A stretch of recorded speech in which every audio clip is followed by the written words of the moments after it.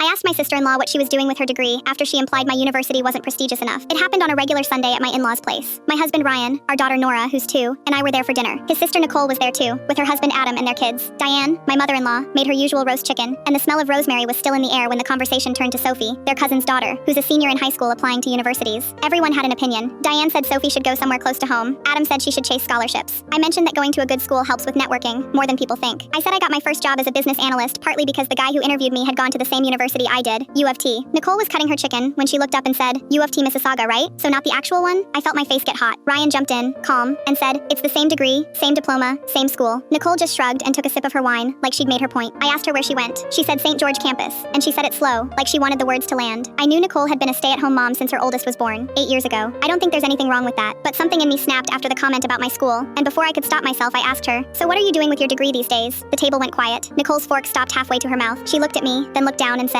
I chose to stay home with my kids. Then she got up and started clearing plates that weren't even empty yet. Nobody said anything else about school for the rest of the night. On the drive home, Ryan said I was out of line. He said Nicole's question was tactless, but mine was cruel on purpose. I told him rude is rude. We didn't settle it. 2 days later, he told me Nicole had texted him saying I humiliated her in front of her kids. He told her it was a misunderstanding and to let it go. I dropped it too, but it sat in my stomach like a rock. About 3 weeks after that, Diane called me on a Tuesday afternoon while I was folding laundry. She sounded nervous, which wasn't like her. She said she'd been going through an old filing cabinet, looking for insurance papers, and found something from Nicole's student loan servicer, a withdrawal notice. 3rd year, October, over a decade ago. Nicole never finished her degree. She left in the middle of a semester and never went back. Diane said she'd known for years but never told anyone, not even her husband. She said Nicole made her promise not to say anything, back when it happened, because she was too embarrassed. Diane said she was only telling me because she felt sick watching Nicole talk down to me about a school she didn't even finish herself. I didn't know what to do with that. I didn't tell Ryan. I just carried it around for weeks, feeling strange every time Nicole brought up St. George at family stuff. Then came Sophie's 18th birthday dinner, at a Chinese restaurant near their house, the one with the fish tank by the front door. Sophie had just submitted her early application, and was anxious about her personal statement. She turned to Nicole and asked her for advice, since Nicole always talked about her time at St. George. Sophie asked what Nicole's thesis was about, said she remembered Nicole mentioning something about labor economics once at Christmas. Nicole went stiff. She said something vague about it being a long time ago and hard to remember the details. Adam, sitting right next to her, laughed and said, come on, you graduated with honors. You must remember your own thesis. Nicole didn't answer. Adam kept going, half joking, asking what year she walked at convocation, because he realized out loud that he'd never actually seen a photo from her graduation. Nicole's face went white. She said, quiet at first, that she didn't walk. Adam asked why not. She said she wasn't able to. He asked what that meant. Diane put her fork down and didn't say a word, and I understood right then that Adam had no idea. Nicole finally said it, flat, staring at the tablecloth. She never finished. She dropped out in her 3rd year and never told anyone outside her mother. Adam sat back in his chair like someone had pushed him. He asked her, in front of his own daughter, why she let him believe otherwise for 11 years of marriage. Nicole didn't answer him. She grabbed her purse, stood up so fast her chair scraped the floor, and walked out of the restaurant into the parking lot, leaving her food half-eaten. Adam didn't go after her. He just sat there for a second, then looked across the table at me and said, U of T. Mississauga's a real school too, by the way.